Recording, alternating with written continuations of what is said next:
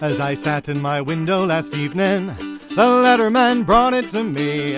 A little gilt-edged invitation saying, "Gilhooly, come over for tea." I knew that the Fogartys sent it, so I went just for old friendship's sake.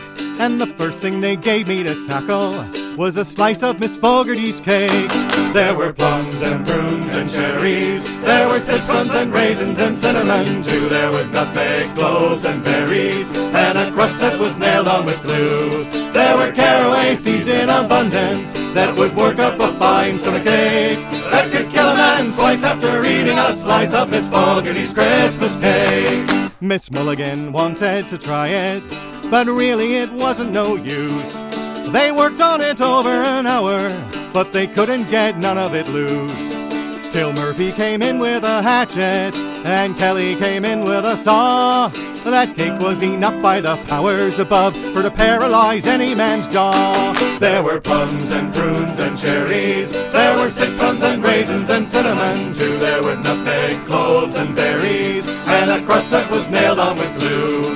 There were caraway seeds in abundance that would work up a fine stomach ache that could kill a man twice after eating a slice of Miss Fogarty's Christmas cake. Miss Fogarty, proud as a peacock, kept smiling and blinking away till she tripped over Callahan's brogans and he spilled the home brew in her tea.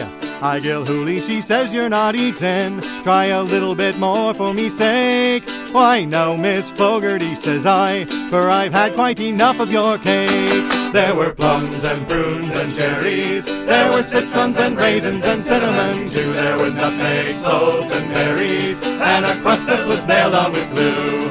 There were caraway seeds in abundance that would work up a fine stomach ache that could kill a man twice after eating a slice of Miss Fogarty's Christmas cake.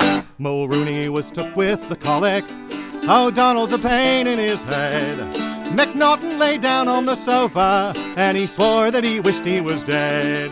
Miss Bailey went into hysterics and there she did quiver and shake, and everyone swore they were poisoned just from eating Miss Fogarty's cake. There were plums and prunes and cherries, there were citrons and raisins and cinnamon too. There were nutmeg, cloves and berries, and a crust that was nailed on with glue. There were caraway seeds in abundance that would work up a fine stomach